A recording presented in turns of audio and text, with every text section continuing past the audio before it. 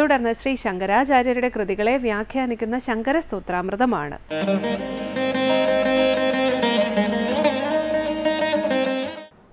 ഓം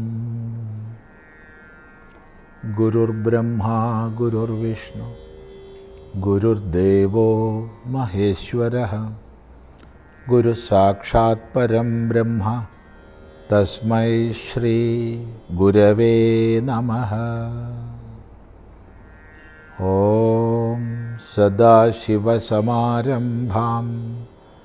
ശങ്കരാചാര്യമധ്യമാം അസ്മദാചാര്യപര്യന്താം വന്ദേ ഗുരുപരമ്പരാം. ശങ്കരകൃതികളിൽ ശിവാപരാധ ക്ഷമാപണ സ്തോത്രത്തിൻ്റെ 14-ാമത്തെ ശ്ലോകമാണ് നമ്മൾ ശ്രദ്ധിക്കുന്നത്. പലവിധ അപരാധങ്ങൾക്ക് ക്ഷമായാചനം ചെയ്തും മനസ്സിനോട് ശിവഭജനം ചെയ്യാൻ പ്രേരിപ്പിച്ചും ഒടുവിൽ ചില പ്രാർത്ഥനകളാണ്. അല്ലയോ പശുപതേ, എനിക്ക് ജന്മാന്തരങ്ങളിൽ പൗരോഹിത്യമോ രജനിചരിതമോ, പുരോഹിതനാകേണ്ടി വരിക, കള്ളനാകേണ്ടി വരിക, ഗ്രാമണീത്വം, ഗ്രാമത്തിൻ്റെ ഭരണാധികാരിയാവുക അഥവാ ഏതെങ്കിലും ഭരണാധികാരിയാവുക തുടങ്ങിയവ ഉണ്ടാവരുതേ എന്ന് പ്രാർത്ഥിച്ചു. തുടർന്ന് നിയോഗം എനിക്ക് ഉണ്ടാവരുതേ എന്നാണ്. നിയോഗം എന്നുള്ളതിന് നമ്മൾ കഴിഞ്ഞ പ്രാവശ്യം ഒരു അർത്ഥം ചിന്തിച്ചു. മറ്റുള്ളവരാൽ നിയോഗിക്കപ്പെട്ട് ജീവിക്കേണ്ട അവസ്ഥ, ഒരിക്കലും സ്വാതന്ത്ര്യമില്ലാതെ മറ്റുള്ളവരുടെ നിയോഗമനുസരിച്ച് മാത്രം ജീവിക്കേണ്ടി വരുന്ന അവസ്ഥ എനിക്കുണ്ടാവരുതേ എന്ന്. ഇതുപോലെ നിയോഗ ശബ്ദത്തിന് പ്രസിദ്ധമായ മറ്റൊരർത്ഥമുണ്ട്.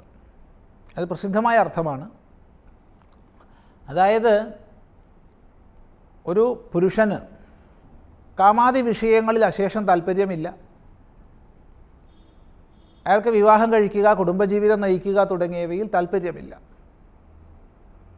എങ്കിൽ തന്നെയും സന്താനോൽപാദനത്തിന് വേണ്ടി മറ്റുള്ളവരാൽ നിർദ്ദേശിക്കപ്പെട്ട്, അമ്മയാലോ അച്ഛനാലോ രാജാവിനാലോ ഗുരുവിനാലോ നിർദ്ദേശിക്കപ്പെട്ട് ഒരു സ്ത്രീയെ പ്രാപിക്കേണ്ടി വരികയാണെങ്കിൽ അതിന് നിയോഗമെന്ന് പറയും. നമുക്ക് ഇതിഹാസത്തിൽ തന്നെ വ്യാസൻ ഇപ്രകാരം നിയോഗത്തിന് വിധേയനായത് നമുക്ക് പഠിക്കാൻ പറ്റും. നിയോഗിക്കപ്പെട്ടിട്ടാണ് വ്യാസനിൽ നിന്ന് ധൃതരാഷ്ട്രരും പാണ്ഡുവും വിദുരരും ജനിച്ചത്. അങ്ങനെ ഒരു നിയോഗം എന്നുള്ള അവസ്ഥ എനിക്കുണ്ടാവരുതേ. ഇനി എളുപ്പമുള്ള അർത്ഥം ആദ്യം പറഞ്ഞതാണ്, മറ്റുള്ളവരുടെ നിയോഗത്തിനനുസരിച്ച് മാത്രം ജീവിക്കേണ്ടി വരുന്ന അവസ്ഥ ഉണ്ടാവരുതേ എന്ന്. രണ്ട് വിധത്തിലായാലും പ്രാർത്ഥിക്കുകയാണ്, ഈ ജന്മത്തിലോ മറ്റു ജന്മങ്ങളിലോ എനിക്ക് നിയോഗം ഉണ്ടാവരുതേ എന്ന്. തുടർന്ന് പ്രസിദ്ധമായ പാഠം മാഠാപത്യം എന്നാണ്. മാഠാപത്യം എന്നുള്ളതിന് നമുക്കൊരർത്ഥം പറയാൻ പറ്റില്ല. പല വ്യാഖ്യാതാക്കളും മഠങ്ങളുടെ അധിപതി, മഠാധിപതിയാവുക എന്ന ഗതികേട് ഉണ്ടാവരുതേ എന്നാണ് അർത്ഥം പറയുന്നത്. പക്ഷെ അങ്ങനെ വരുമ്പോൾ മാഠപത്യം എന്നാക്കണം. ഒന്നുകിൽ മാഠപത്യമായിരിക്കാം പ്രയോഗിച്ച് തെറ്റി മാഠാപത്യമായിട്ടുണ്ടാവുക. മാഠാപത്യം എന്നൊരു വാക്ക് നമുക്ക് മഠാധിപതി എന്നുള്ള അർത്ഥത്തിൽ സ്വീകരിക്കാൻ പറ്റില്ല. എന്നാൽ മാഠപത്യമാണെങ്കിൽ പറ്റും. മഠത്തിൻ്റെ പതി എന്ന സ്ഥാനം, അപ്പോൾ മഠാധിപതി സ്ഥാനം ഒരിക്കലും ഉണ്ടാവരുതേ. മഠാധിപതിയാവുക എന്ന് പറയുമ്പോൾ അങ്ങേയറ്റം പാപകരങ്ങളായ വിവിധ കർമ്മങ്ങളെ ചെയ്യേണ്ടതായിട്ട് വരും. വിദ്യാഭ്യാസ സ്ഥാപനത്തിൻ്റെ അധിപതിയാവുക എന്ന് പറഞ്ഞത് അത് വലിയ ശിക്ഷയാണ്. വാൽമീകീയ രാമായണത്തിൽ വലിയ വിഭാഗം വിദ്വാൻമാർ പ്രക്ഷിപ്ത സർഗമാണെന്ന് പറയുന്ന, അതേ സമയത്ത് ആധികാരിക പാഠങ്ങളിലൊക്കെയുള്ള ഒരു സർഗമാണ് ശുനകാഖ്യാനം, ശുനകോപാഖ്യാനം. ഈ ശുനകാഖ്യാനത്തിൽ അഥവാ ശുനകോപാഖ്യാനത്തിൽ ഒരു ശുനകൻ ശ്രീരാമനെ മുഖം കാണിക്കാൻ വേണ്ടി വരുന്നു. അന്ന് ദ്വാരപതിയായിട്ട് നിന്നത് ലക്ഷ്മണനായിരുന്നു. ഇങ്ങനെയൊരു ശുനകൻ കാണാൻ വന്നിട്ടുണ്ട് എന്നറിയിച്ചപ്പോൾ രാമൻ കടത്തിവിടാൻ പറഞ്ഞു. അങ്ങനെ സഭയിലേക്ക് ശുനകൻ വരുന്നു. ആ നായയോട് എന്താണ് നിൻ്റെ പരാതി എന്ന് രാമൻ ചോദിച്ചപ്പോൾ ഒരു തെറ്റും ചെയ്യാത്ത എന്നെ ഇന്ന ക്ഷേത്രത്തിലെ പൂജകൻ അടിച്ചു. അതങ്ങ് വിളിച്ച് ചോദ്യം ചെയ്ത് ഉചിതമായ ശിക്ഷ കൽപ്പിക്കണമെന്ന് ആവശ്യപ്പെട്ടു. രാമൻ പൂജകനെ വിളിച്ചു വരുത്തി.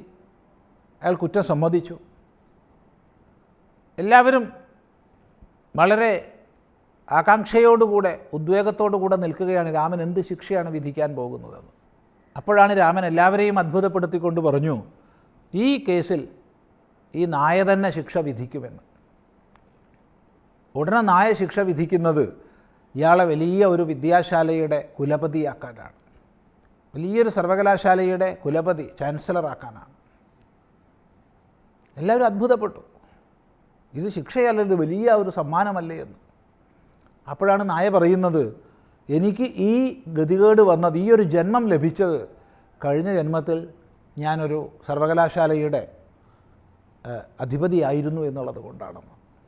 താത്പര്യം, പല തെറ്റുകൾക്കും നമ്മൾ കൂട്ടു നിൽക്കേണ്ടി വരും, ഭരണാധികാരിയുടെ നിർദ്ദേശത്തിന് വഴങ്ങേണ്ടി വരും. അങ്ങനെ തെറ്റ് ചെയ്യുന്നതിലൂടെ അധപ്പതിക്കാൻ ഇടവരും.